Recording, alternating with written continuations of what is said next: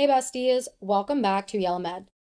This is my fourth episode on my Biostatistics podcast series. Today we're tackling a critical piece of understanding medical research. How do we know if a study really means something? We'll start with causation, because just seeing an association doesn't mean one thing actually caused another. Then we'll dive into hypothesis testing, why chance always plays a role, and how errors like false positive and false negatives can sneak into your results. We're also going to explore the differences between internal and external validity and why strong methods don't always mean findings apply to every patient.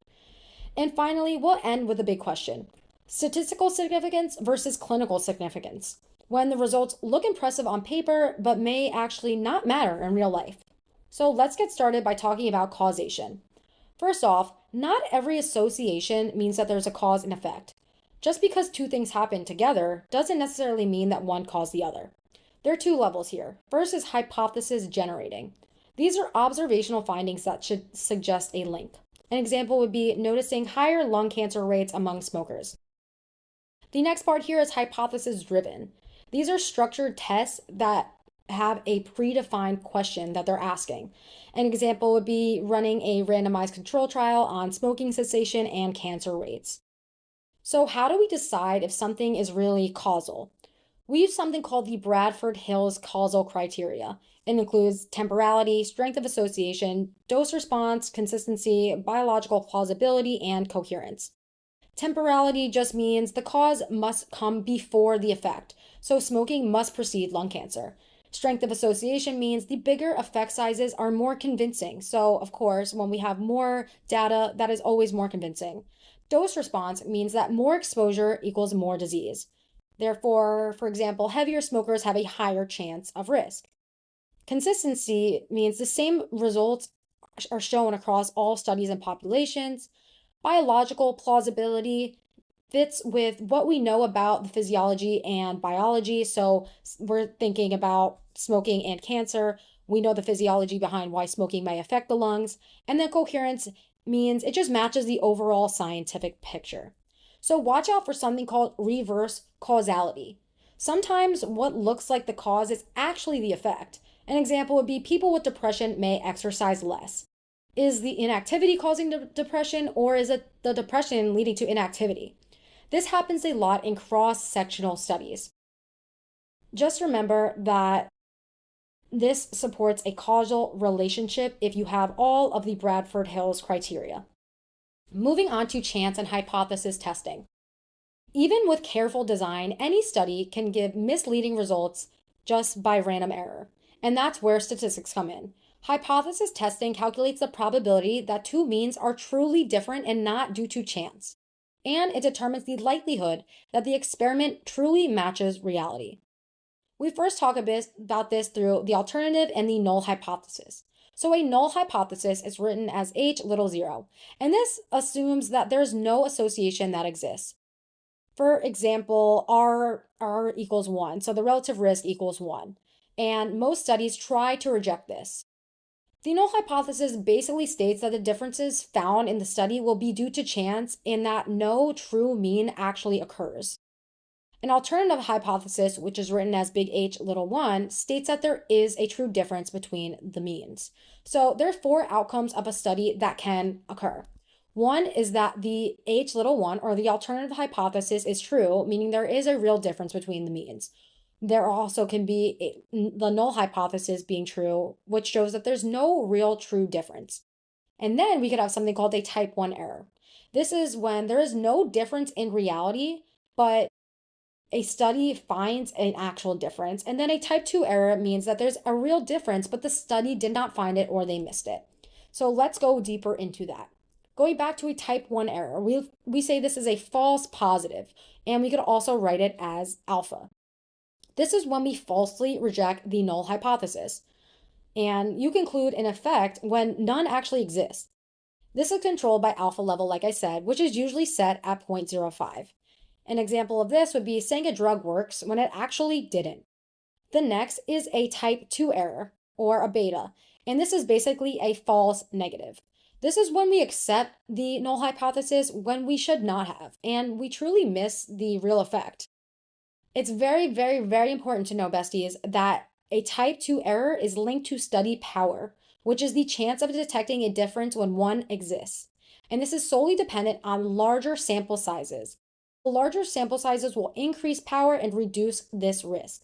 An example would be a small underpowered trial fails to detect a therapy's benefit. So a lot of type 2 errors has to do with the number of people in the trial. The more people you have in the trial, the less likely you are to have a type 2 error. Other statistical tools that I'm just going to throw out there are some tests. One is a chi-square test. This just compares categorical values and outcomes like, say, a drug versus a placebo response rates. Then you have something called a t-test, which compares groups' means. An example of this would be the average blood pressure between two groups. And we talked about confidence intervals, but I'm going to talk about it a little bit more. A confidence interval is just a range of values consistent with the data that estimates the population mean from the data set. Narrow intervals means that the study has more precision, and the mean value is often reported within the 95% confidence interval. This just means that the confidence interval is the range in which 95% of the reported measurements would have fallen. And just remember, confidence interval cannot cross 1 to be statistically significant. Going on to p-values. This is the probability that results are due to chance. P-value less than 0.5 means the probability of seeing an observed result due to chance is 5%, assuming the null hypothesis is true. So just because the p-value is less than 0.5 doesn't mean it's automatically meaningful. We have to also think about clinical significance, which I will get into in a later part of this podcast. I also want to talk about a pylori analysis and a post I never heard HOC analysis. I don't know if it's like Hawk, but I'm obviously not saying that right, so we're just gonna go with that. So basically, a priori analysis is planned in advance. I'm just gonna give you a definition because I feel like I'm slaughtering these names. But the definition is this is an analysis that the researchers decide on before the study begins. So it's planned in advance. They write it into the study protocol or clinical trial registration. And because it's pre-specified, the risk of data fishing or cherry picking is much lower. So we want to know that this type of analysis, an APRIORI, this is considered a very trustworthy analysis because the researchers aren't influenced by seeing the data first. Let's give an example. Say a new diabetes drug trial comes out, and before starting, the researchers state that the primary outcome is the A1C changes at 6 months, and the secondary outcome is the rate of hypoglycemia. At the end, they report these outcomes. Even if the A1C didn't change much, the integrity is preserved because that's what they planned to do in the first place. Let's move on to post-HOC analysis. This is after the fact. So the definition is analysis that researchers decide to do after seeing the data that they collected. So this can be useful in generating new hypotheses, but they carry a high risk of false positives, which is a type 1 error. This happens because if you test enough things, by chance alone, something will look quote unquote statistically significant. I find it easier to understand this through an example. Say the same diabetes trial, but after looking at the data, the researchers noticed that the woman under 40 had a big drop in A1C. But that wasn't in the original plan.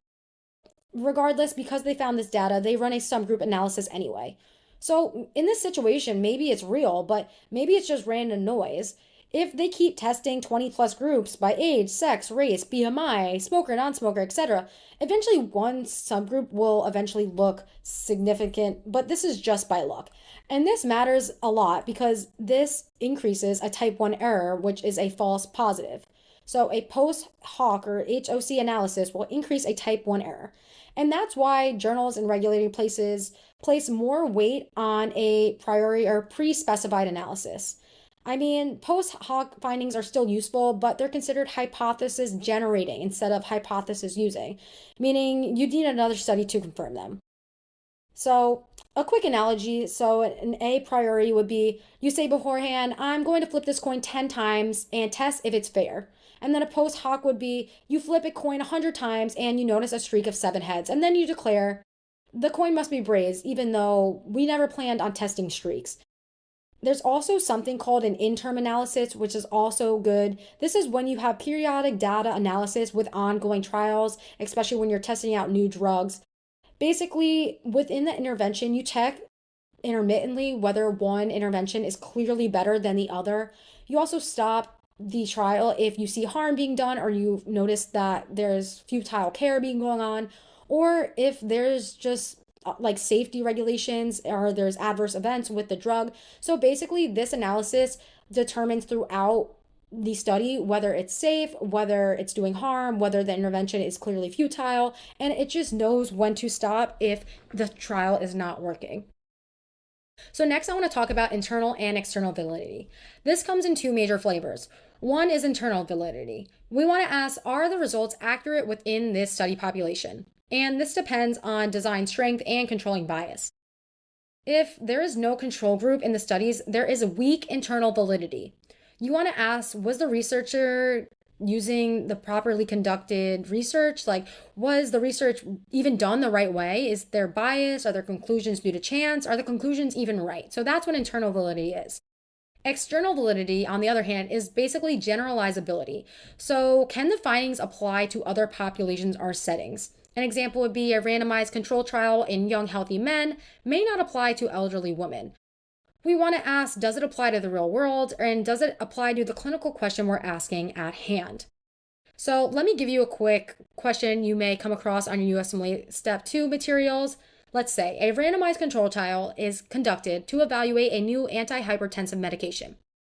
The study enrolls healthy men aged 25 to 40 with no comorbidities. The trial is carefully designed with proper randomization, allocation concealment, blinding, and low dropout rate. Results show that the new drug significantly lowers blood pressure compared to the placebo. So the question is, which of the following statements would best describe the study's validity? Would it have high internal validity and low external validity, or high external validity and low internal validity? Like how would this situation affect external and internal validity? And the answer is, in this situation, there is high internal validity but low external validity. So let's explain this a little more. So the trial was well designed. It had strong randomization, blinding, low dropout rate. So that's highly internal validity because the results within the study population are accurate. But the sample, which is healthy young men only, results in something that may not be generalizable to the general public, especially older adults, women, or patients with comorbidities, and therefore there's a low external validity. This is the classic trade-off. The more controlled a study is, the stronger its internal validity, but sometimes at the expense of external validity. So the last thing I want to talk about is statistical versus clinical significance. Remember guys, just because something is statistically significant doesn't mean it matters for all patients. Statistical significance, usually with a p-value of p less than 0.05 or a confidence interval that excludes the null. And then clinical significance, translate to clinical practice. And we kind of ask the question, is the effect size meaningful in our practice? An example would be a cholesterol drug lowers LDL by 2%. Sure, that's statistically significant, but clinically pretty trivial, it doesn't really matter. Also pay attention to outcomes. Clinical outcomes are things that patients really care about, like mortality, heart rate, heart attacks, and quality of life. Where surrogate outcomes like lab values or biomarkers such as a couple cholesterol points or an A1C, they are useful, but improving a surrogate doesn't necessarily mean better clinical outcomes. So besties, I'm going to wrap up here. I know this was a short one, but honestly, the last one was so long, I thought I'd give y'all a break. But just to wrap this up, not every association means causation. We use the Bradford Hill's criteria to help us sort all of that out. Hypothesis testing reminds us that chance is always in the mix, and both type 1 and type 2 errors can easily mislead us. A well-designed study may have strong internal validity, but we have to ask whether the findings are truly generalizable to the public, and that reflects external validity. And finally, never confuse statistical significance with clinical significance. Numbers matter, but what really counts is whether results improve patient care and translate to clinical practice. So thanks for tuning in, besties. I hope you guys are having an amazing day, and I hope you're having an amazing study session. See you next time. I have one more part to the series where I'm going to go over bias. So until then, besties, XOXO Yella.